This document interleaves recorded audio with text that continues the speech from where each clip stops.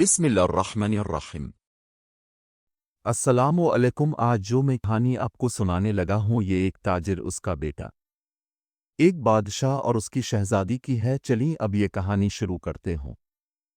کہانی کا آغاز اس دور سے ہوتا ہے جب دنیا چھوٹی چھوٹی سلطنتوں میں بٹی ہوئی تھی۔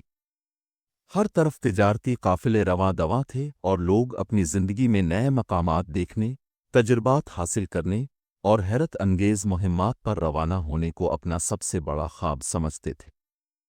ان دنوں ایک مشہور تاجر کاشف کی شہرت دور دراز کے ممالک تک پھیلی ہوئی تھی۔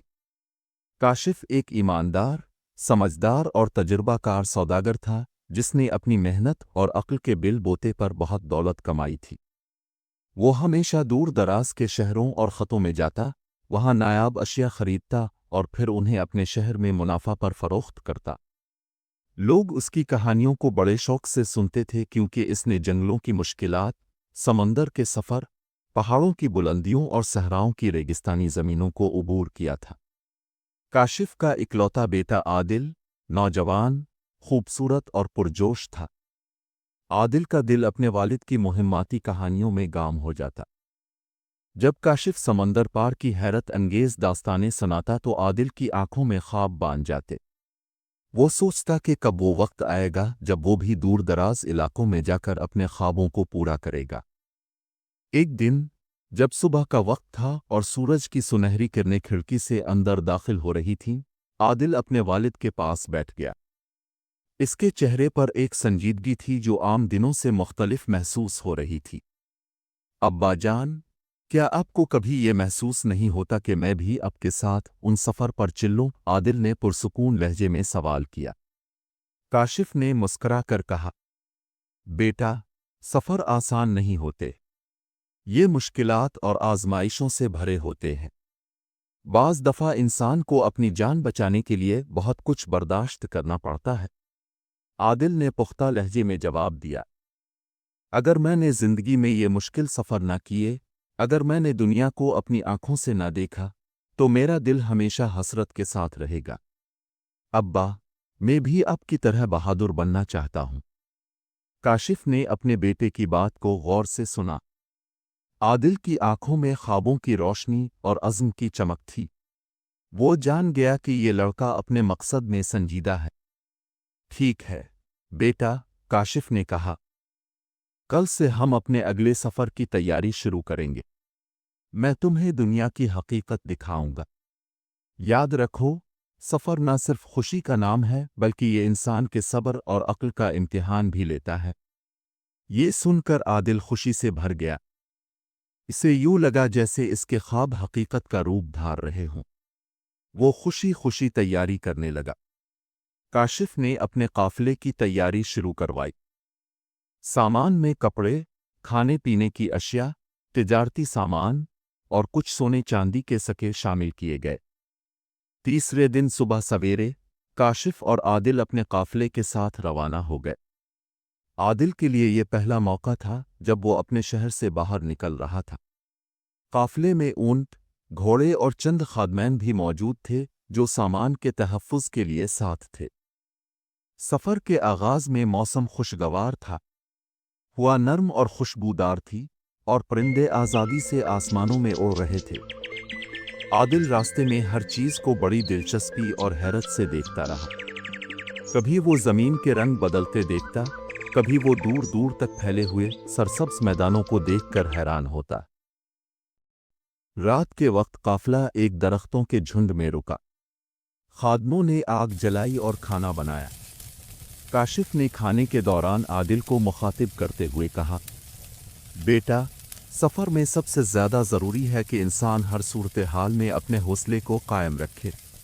چاہے کیسی ہی مشکلات آئیں، کبھی گھبرانا نہیں چاہیے۔ عادل نے والد کی باتوں کو دھیان سے سنا اور ان کی نصیحت کو دل میں بسا لیا۔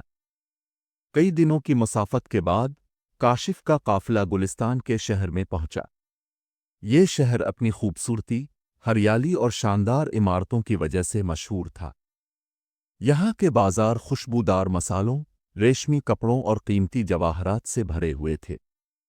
شہر میں زندگی رواں دواں تھی، لوگ خریداری میں مشغول बच्चे खेल कूद रहे थे और ताजिर सौदे कर रहे थे। गुलिस्तान में दाखिल होते ही आदिल ने महसूस किया कि ये शहर कुछ खास है। इस शहर के दर ओ दीवार में एक अलग ही जादू था। काशिफ ने अपना सामान बाजार में फरोख्त के लिए रख दिया और लोगों का हुजूम इकट्ठा होने लगा। उनका सामान उम्दा था, इसलिए जल्द ही बकता चला गया। उसी दिन शाम के वक्त आदिल शहर का नज़ारा करने निकल पड़ा। एक खूबसूरत बाग उसकी तवज्जो का मरकज़ बना। ये बाग शाही बाग कहलाता था। वहाँ सब्ज़े, रंग बरंगे फूलों और रोशनियों का समा था।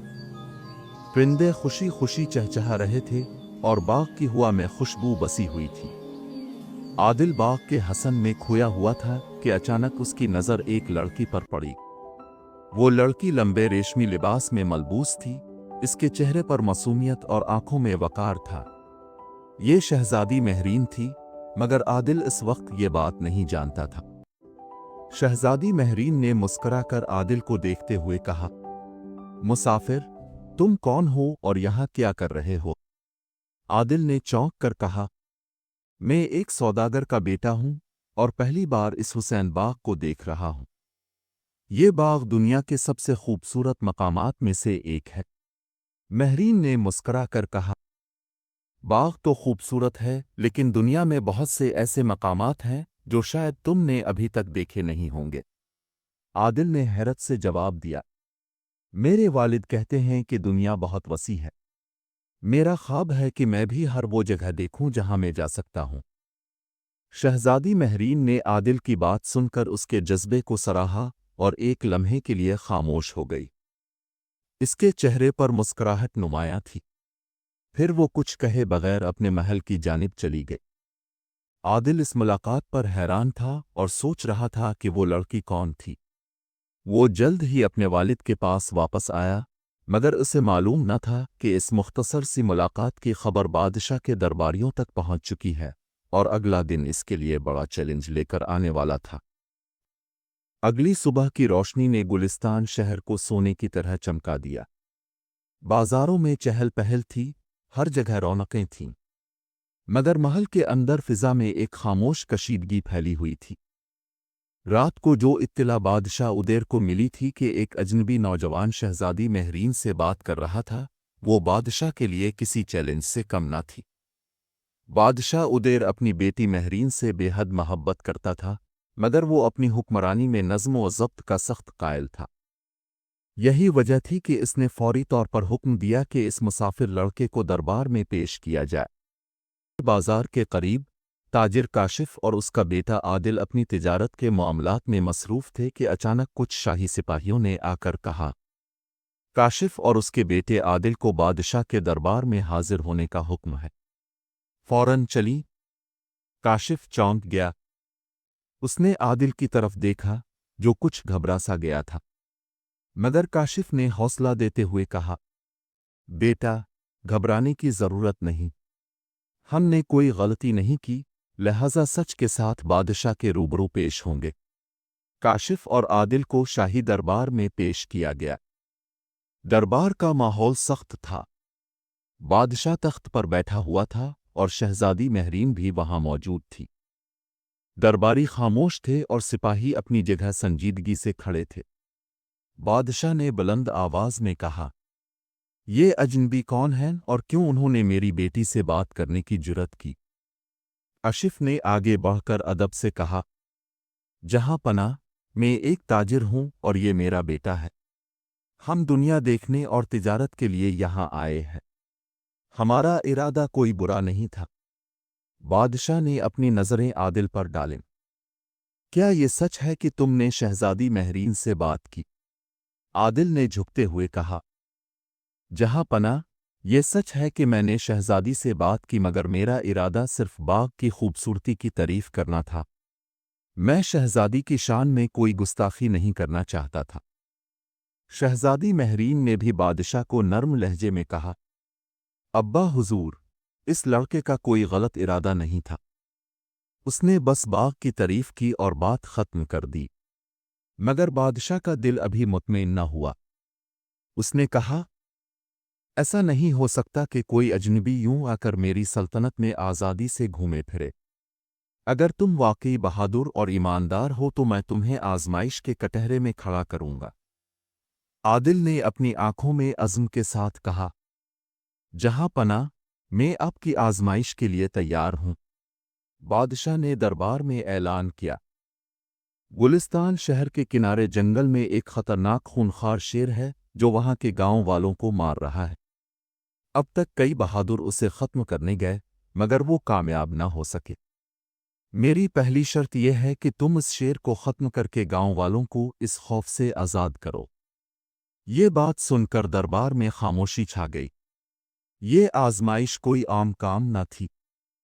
दरबारियों ने आदिल को हैरानी और तरस की नज़रों से देखा मगर आदिल की आंखों में खौफ का कोई निशान न था। अगले दिन आदिल और काशिफ अपने काफले के साथ जंगल की तरफ रवाना हुए। गांव वालों ने उन्हें रास्ते में खबरदार किया, ये शेर बहुत खतरनाक है। उसने हमारे कई आदमियों को मार डाला है। अभी तक कोई उसके करीब भी नहीं जा सका। आप होशियार रहें। आदिल ने हौसले से जवाब दिया, डरो मत, मैं इस मसले को हल करने की पूरी कोशिश करूंगा। जंगल बहुत घना और तारीक था।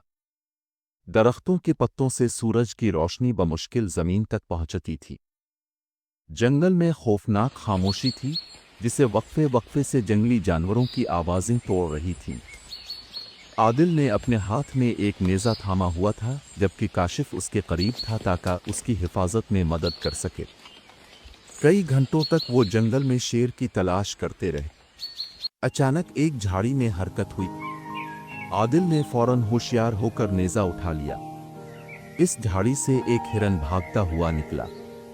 काशिफ ने कहा, बेटा, मोहतात रहो। जंगल में हर आवाज पर नजर रखना बहुत जरूरी है। कुछ आगे बढ़ने पर शेर की गरजदार आवाज सुनाई दी। वो आवाज इतनी खौफनाक थी कि आदिल के साथ आए खादिम कांपने लगे, मगर आदिल के कदम मजबूती से जमीन पर जमे रहे। शेर अचानक एक बड़े दरख्त के पीछे से नमूदार हुआ। वो बहुत बड़ा, खतरनाक और गजबनाक नजर आ रहा था। इसकी आंखों में खून उतरा हुआ था और उसकी भाग ने जंगल की खामोशी तोड़ दी। शेर ने गुस्से में आदिल की तरफ छलांग लगाई मगर आदिल फौरन एक तरफ हट गया। आदिल ने हिम्मत नहीं हारी। उसने अपने नेज़े को शेर की तरफ फेंकने की कोशिश की मगर शेर तेजी से एक तरफ हो गया। काशिफ ने आदिल को नसीहत की, बेटा, यह तुम्हारे हौसले का इम्तिहान है। अपने हवास बहाल रखो। आदिल ने शेर के गिर्द घूमना शुरू किया ताकि वो सही वक्त पर हमला कर सके। शेर दोबारा गरा और हमला आवर हुआ। इस बार आदिल ने होशियारी से अपनी तलवार निकालकर शेर की गर्दन पर वार किया। ये वार शेर को जख्मी करने के लिए काफी था मगर वो इतना शदीद जख्मी नहीं हुआ था। शेर ने जख्मी होकर जोर से चिंगाड़ मारी और पीछे हट गया। आदिल ने इस मौके का फायदा उठाया और एक आखिरी वार किया जो शेर के दिल को चीरता हुआ पार कर गया।